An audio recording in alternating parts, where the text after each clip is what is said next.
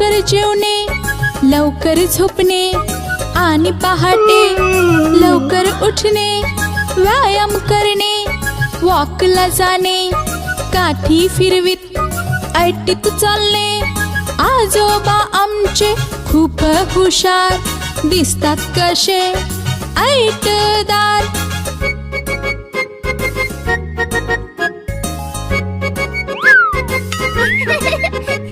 त्यांची खुर्ची, त्यांचा चष्मा, कोणी नाही त्याला हात लावायचा.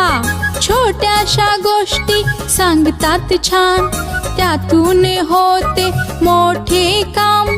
आजोबा आमचे खूप हुशार, दिसतात कसे ऐटदार.